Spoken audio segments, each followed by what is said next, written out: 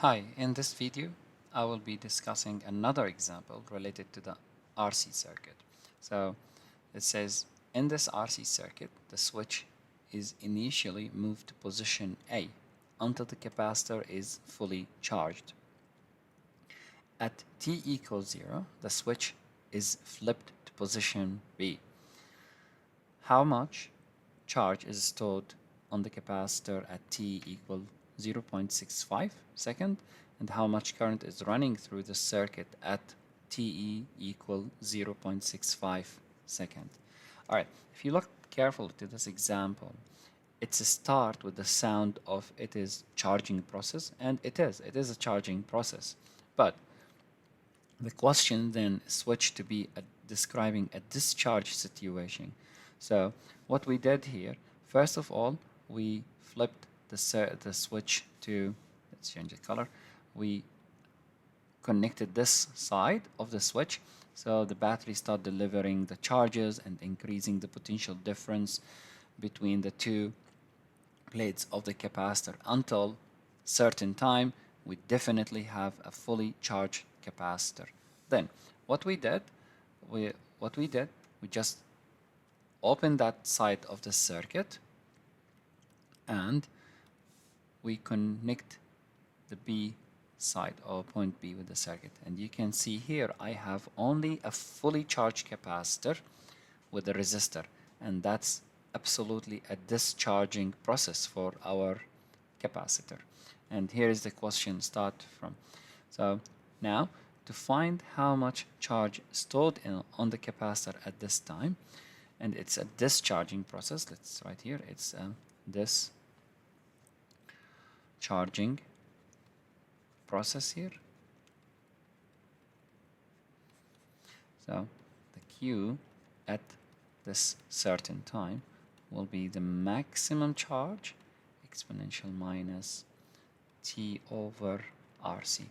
All right, let's find how much is the first time constant, or the value of resistor times the capacitance.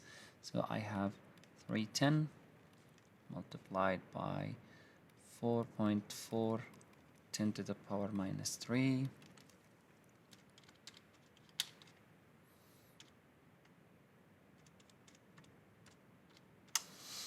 that will give us a 1.364 seconds. Okay, now let's find the maximum charge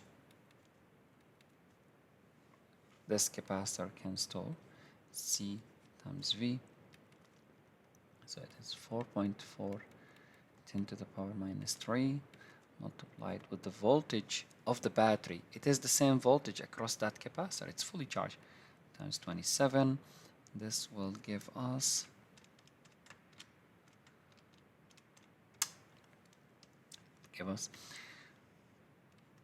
118.8 10 to the power minus 3 coulomb. Excellent, that's great. So we know how much is the maximum charge stored in this capacitor, and we know how much is the first time constant. Now all what we need is to find how much charge remains in this capacitor, okay, or stored on this capacitor when the t equal 0.65 second. Okay, so once again it is Q at t equal 0.65 Q max exponential minus T over RC. Let's do this. The Q max, we just found it, it's 118.8 10 to the power minus 3 exponential minus 0.65 over 1.364. You just do the calculation here, and that will give you 73.65 10 to the power minus 3 coulomb.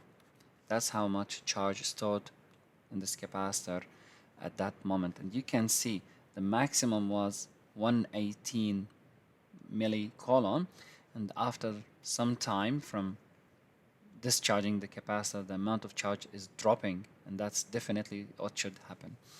Now, for finding how much is current, well, in the discharging process, we have the current at t equal 0.65 equal the maximum current exponential minus t over RC. This one also should decay.